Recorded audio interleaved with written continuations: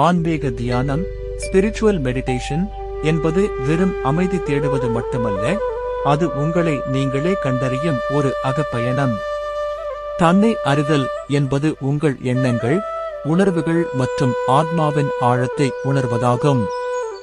இதன் மூலம் உங்களை அறிய உதவும் முக்கிய நிலைகள் அமைதியான அவதானிப்பு.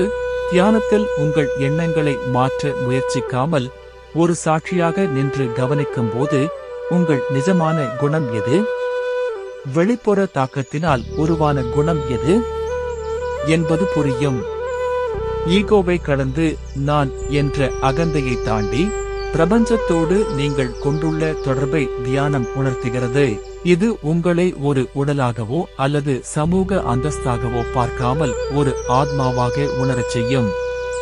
உள்மன அமைதி பெறவும் அன்றாட கவலைகளுக்கு அடியில் இருக்கும் உங்கள் உண்மையான இயல்பான அமைதியை நீங்கள் தியானத்தின் மூலம் தொடும்போது உங்கள் பலமும் பலவீனமும் உங்களுக்கு தெளிவாக தெரியும்.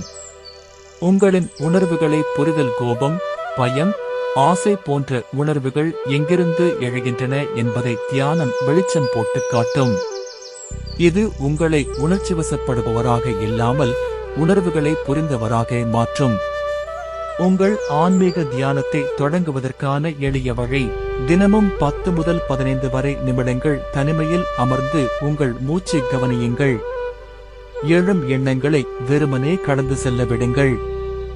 இந்த இடைவெளியில் உங்கள் உள்மன குரல் உங்களிடம் பேசத் தொடங்கும். ஆன்மீக பாதையில் நீங்கள் எந்த வகையான தியானத்தை மேற்கொள்ள விரும்புகிறீர்கள்? ஓம் சாய்ராம். ஓம் நம சிவாய.